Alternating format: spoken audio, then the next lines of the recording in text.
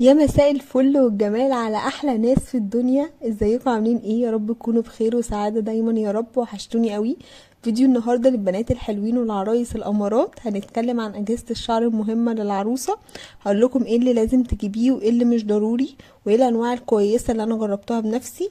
بس قبل ما نبتدي الفيديو ما تنسيش تشجعيني بقى باللايك والشير واشتركي في القناه وتفعلي الجرس عشان يوصلك كل جديد. ويلا بينا نبتدي الفيديو. اول حاجة لازم تكوني عارفاها ان وجود مكوى او استشوار في جهازك ضروري جدا في بداية الجواز وكمان لبعدين. لازم تهتمي بنفسك وتجددي من شكلك، بس الكلام ده ما ينطبقش على لسه متجوزة جديد. انا شايفة برضو لسه متجوزة جديد دي بتبقى شعرها هو ما شافهوش، لون شعرها طبيعي. الكلام ده كله جددي مع الوقت، يعني مثلا بعد كام شهر الكلام ده كله قصي شعرك، غيري لونه واعملي تسريحة جديدة.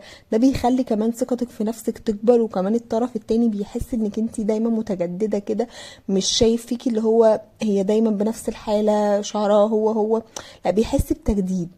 انا بقى جبت الاستشوار العادي ده. انا جبته الصراحة نوعه حلو جدا. هو من بيبي ليس، نوعه جميل. في سرعتين ومعاه قطعتين، اللي هي واحدة الاستشوار العادي اللي انتوا شايفينها اللي هي العادية دي، وواحدة تانية اللي هي بتبقى للشعر الكيرلي. لما بتيجي تخرجي مثلا من حمام بتعمليه من تحت كده، فبترفع وبتعمل الشعر الكيرلي او الايه الموجة بتاعته. ومعاه برضو انك انت تجيبي فرشة. هو مش معاه، هو انت بتجيبي فرشة مخصصة للاستشوار. بينشف الشعر، هو الصراحة بينشف الشعر بسرعة جدا وبيفرده بسهولة حتى من غير فرشة. انت لما بتبقي ماسكة الشعراية كده تقدري انك انت وانت ماسكة الحتة اللي انت عايزة تفرديها وتمشيها عليه كده بتلاقيها اتفردت. فالصراحة جميل جدا. بس بقى في حاجة تانية احلى منه، يعني بتبقى بديلة ليه واحلى منه، اللي هو الاستشوار اللي على شكل فرشة بتاعت الاستشوار. عارفينها؟ اللي هقولك، عارفة فرشة الاستشوار اللي هي بتبقى مدورة دي؟ في استشوار على شكلها بالظبط. ده الصراحة حلوة قوي قوي قوي وسهلة جدا. بيمشط كده وبيفرد الشعر وبينشف الشعر في ثواني. اول ما بتخرجي مثلا حتى لو شعرك مبلول بتمسكيه وتعملي شعرك بيه كده. جميل قوي الصراحة. هو يعتبر اتنين في واحد، بدل ما تجيبي استشارة وفرشة لا هو اتنين في واحد وكمان اسرع. ولو قدامك تختاري ما بين النوعين الصراحة الفرشة اسهل واسرع. انا لسه ما جبتهاش، كانت عندي في بيت بابا وكانت بتاعت اختي الصراحة. بس ناوية اجيبها ان شاء الله عن قريب لانها عملية وسهلة ومفيدة جدا جدا كمان. وحلوة في السفر انك انتي تاخديها وتسافري بيها.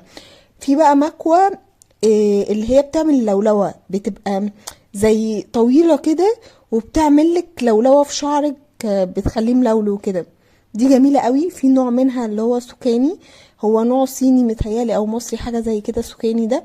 بس الصراحة جميلة، كانت عندنا في البيت وسعرها معقول برضو في حوالي 400 ل 500 جنيه وبتخلي شكل شعرك حلو قوي.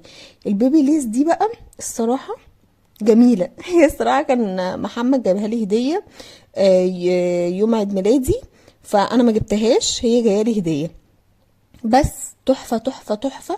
هي فيها مكان تحطي فيه زيت الأرجان أو مية، بتبقى زي بتاعة كده بتحطي فيها زيت أرجان أو مية وبيطلع بخار منها. درجة حرارتها بتوصل ل230 235، فدرجة الحرارة بتاعتها حلوة جدا. بيفرد الشعر كويس قوي قوي. وكمان في نوع بيعمل يعني ايه كده كده، النوع ده قصدي بيعمل تمويجة. يعني انت تقدري انك انت بدل لو ما اشتريتيش اللي هي بتاعت سوكاني دي تعملي بدي التمويجة اللي هو تلف شعرك حواليها كده وبتعملك التمويجة. والاخرام دي هي اللي بيطلع منها البخار وبيطلع منها الزيت.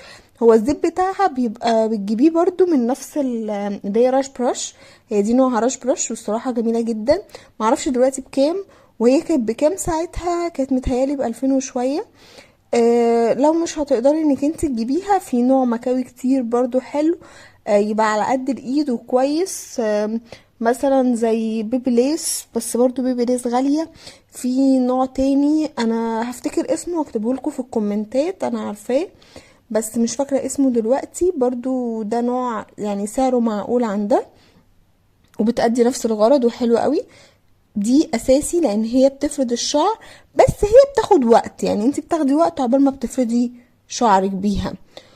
بس يعني لو عايزه بقى تكتفي بجهازين بس، او هو كفايه جهازين بس، هاتي البيبي ليس وفرشه الاستشوار اللي انا قلتلك عليهم، دول الاتنين كفايه.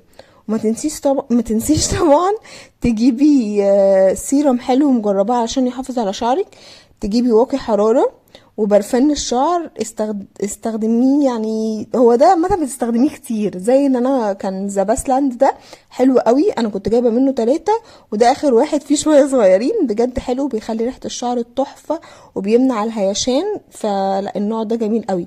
وبس كده، دي كانت الاجهزه اللي ممكن تجيبيها لجهازك، وممكن تبداي بحاجات بسيطه وكملي بعد الجواز. لو الحاجه مش في ميزانيتك دلوقتي عادي خالص، حطيها هدف قدامك وحوشي ليها.